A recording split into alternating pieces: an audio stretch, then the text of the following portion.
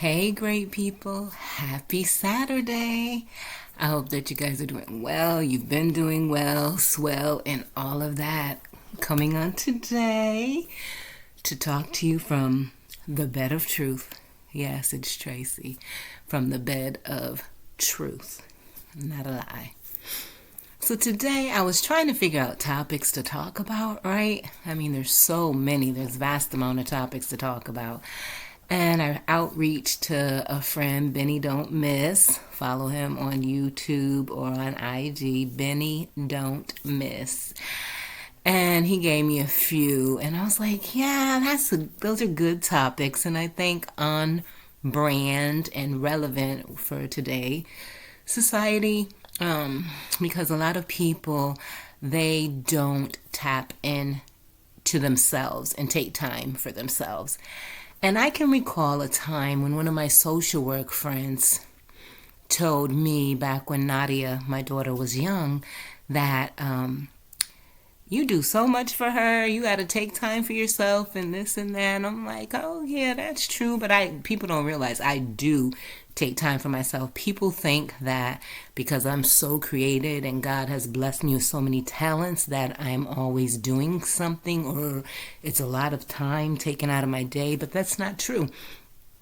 Because all the things that I'm gifted in, it comes so easy because it's a gift and a talent and my passion. And my passion is people and creativity. So, boom, so easy.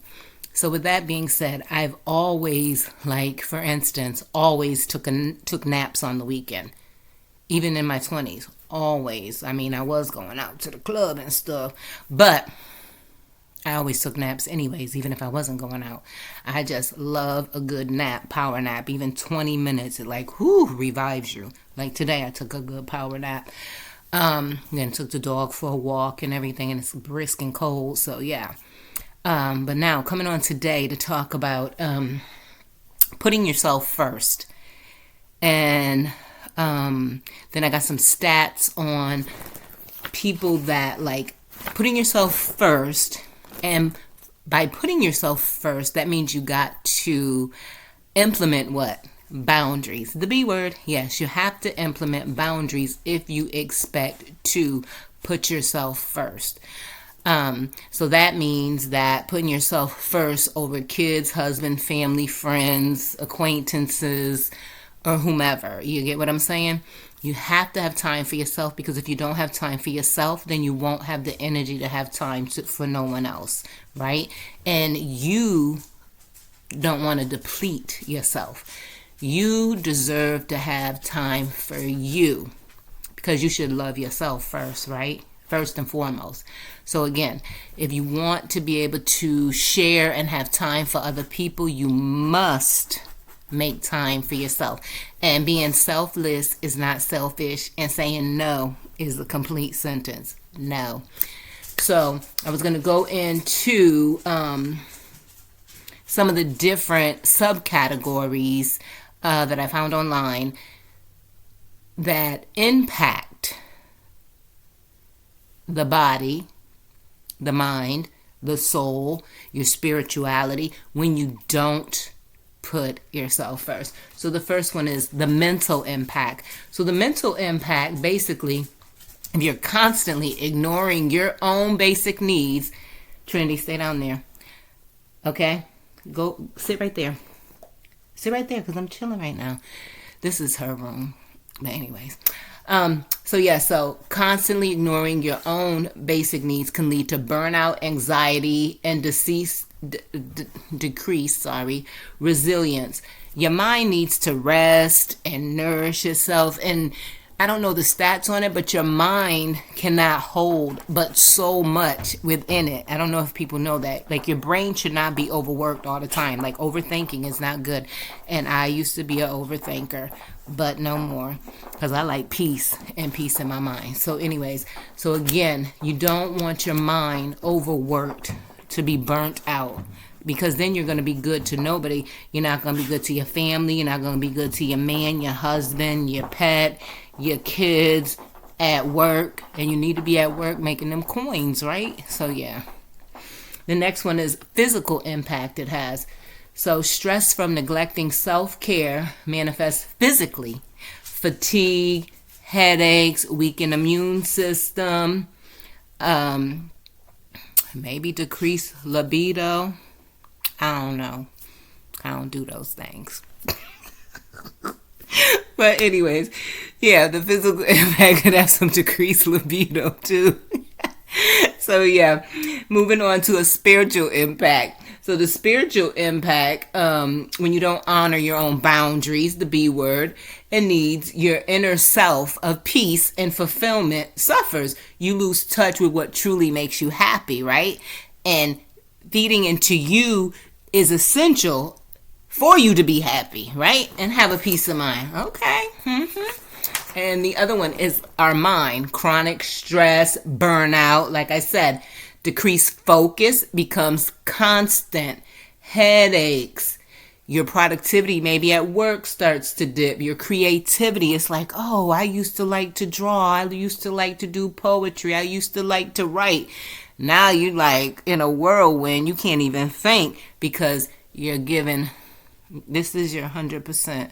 Now you done gave 25 over there to the kids, 25 to the job, 25 to the pets, 25 to the husband. That's it. The 100, that's 100%. 25 times 4 is 100. 100%.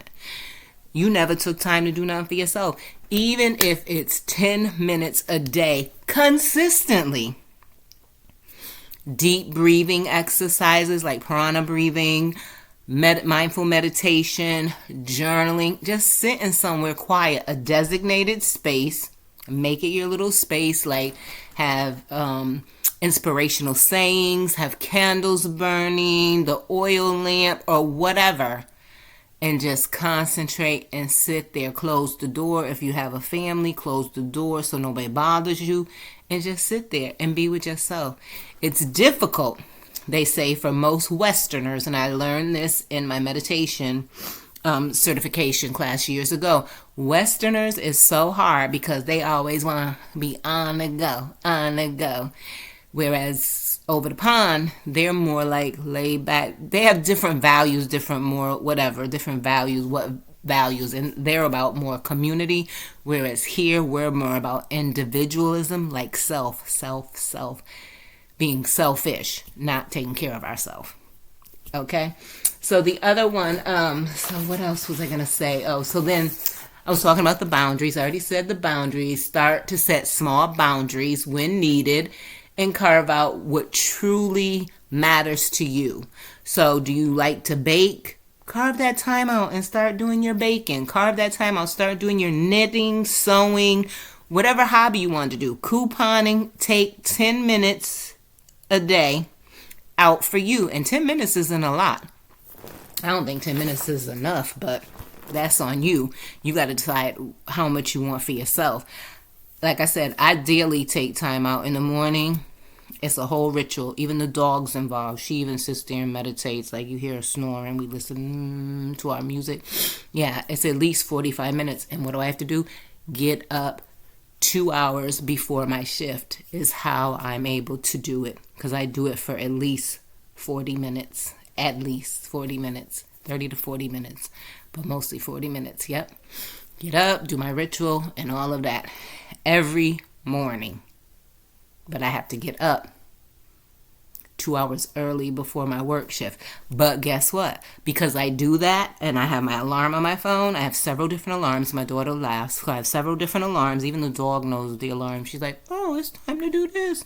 You know what I'm saying? When she hears it in the morning. It's time to get up for me to go to the bathroom and eat, drink my water, whatever. But yes.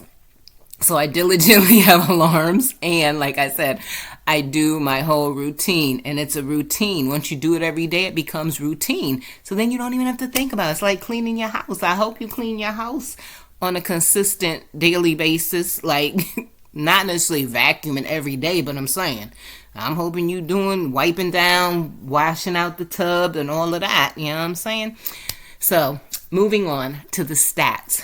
So I wanted to see what population basically struggle with boundaries, because in order for you to give time to yourself, you're going to have to set boundaries.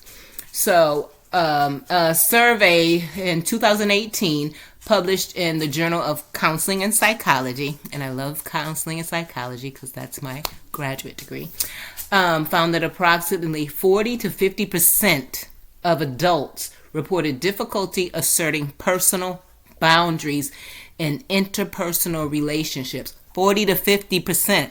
That's a high number. And I could see, so let me say this, and I can see that, like,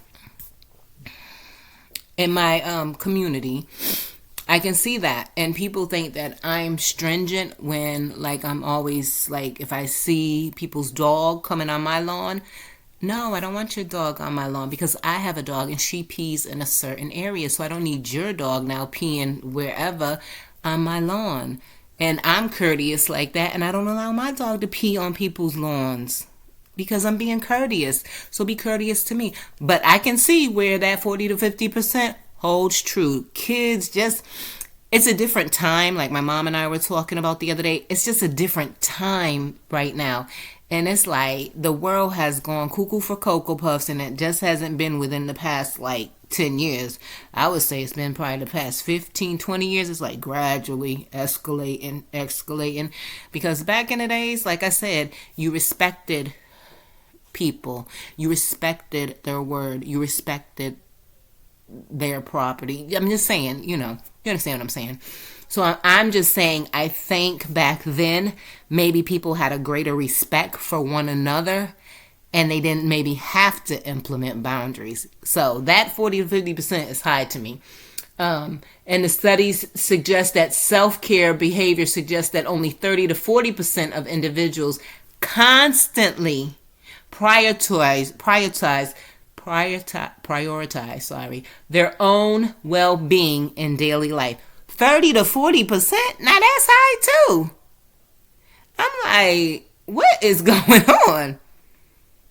Because I'm thinking even back in the days, I would say that with my grandmother, when I lived with them, you better believe my grandmother, like I said, maybe because everything was consistent and a routine, I know she had her time because she used to have her time when she used to play cards with the ladies, and then she'd do the garden thing, this and that.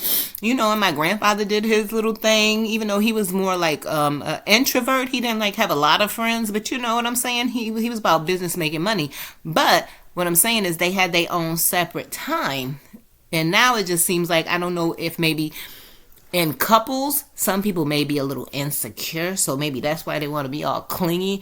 And I did see a court show the other day. I love court shows where, it was like, yo, come on now. Everybody got to have time to breathe.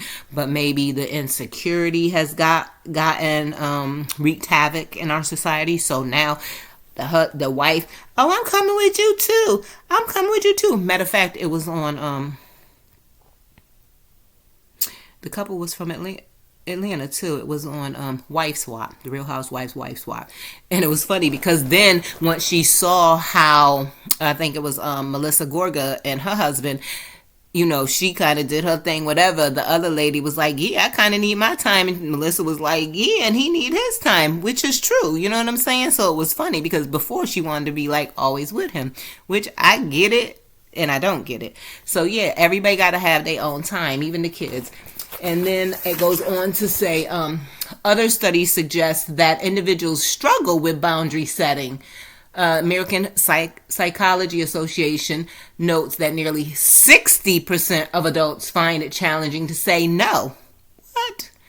Or assert their personal limits, indicating that strong boundaries may be less common. 60%? No is a complete sentence, everybody. Come on. N-O. Follow me. No.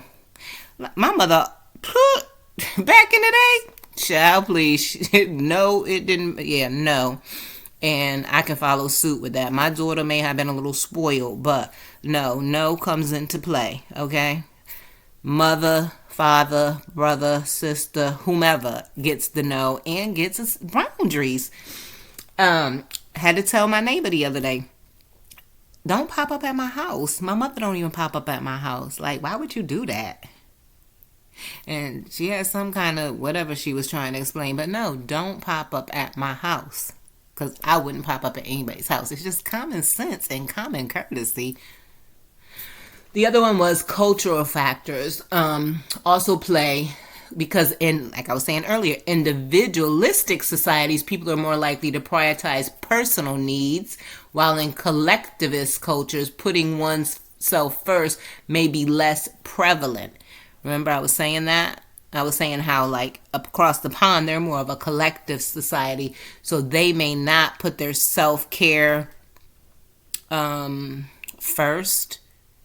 No, they may, sorry, opposite. They put their self-care first. Even though they're a collective society, they care about other people, but they also care about oneself, whereas here, we're more individualistic and we're about me, self, but not meaning self-care, meaning selfish, okay?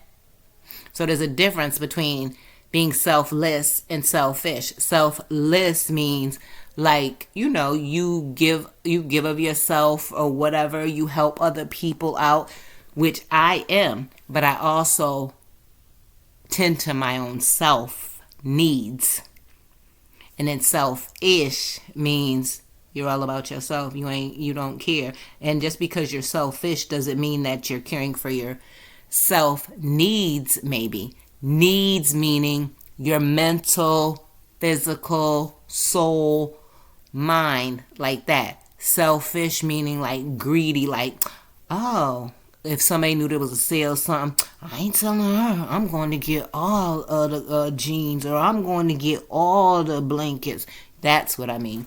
So, yeah. The other thing is, let me see. Okay, so it says that other cultures and social and individual factors influence the number significantly, with some populations reporting lower rates of self-prioritization due to social conditioning or caregiving roles. So social conditioning meaning their environment, or they're always having to take care of someone. Caregiving roles, like I know that it's a high number now of, well, it's been over the past, I don't know how many years, but grandparents taking care of their grandkids because the kids are just having kids, I guess, to give to the grandparents because they still want to have a life. That don't work when you have kids. Sorry. I mean, you can have a life, but it's not your parents' responsibility. But anyways, I digress. So that's the example I'm going to give on that one. They have their caregiving role, so they're like, damn, they just dropped the kids off with me now. I don't have a life because of their choices. But I'll digress, and we'll chat about that another time. But anyways, I hope that this has been a good discussion, and definitely make sure that you are prioritizing you first so that you have enough of that 100% to go around. So I think you should probably give yourself like 50%. But baby steps, okay, we'll say give yourself a slice of the pie, the 25%, and then you got 75% to divvy out with everybody else, okay? So take incremental steps, 5 minutes each day is what I suggest. And don't get on your phone first thing in the morning. I think a lot of people do that, and that probably is a hindrance. Like, yeah, your alarm goes off, shut it off, and then start whatever you're going to do. Go downstairs, turn on some meditation music, do some deep breathing, stretching in the bed, do some Pilates. They have apps. Everybody loves apps on their phones. I particularly don't like a whole bunch of apps on my phone. And start off 5 minutes a day. Dedicate it. Like you dedicate yourself to clock in and go to work. You dedicate to be the carpool mom. You dedicate to go to Starbucks and Dunkin' Donuts every morning. You dedicate to get on IG. You dedicate to get on Facebook. You get it. Dedicate to you and set them boundaries and start doing incremental steps so that you can take care of yourself and those you love. All right. Have a great Saturday. from the bed of truth, not a lie. Ciao.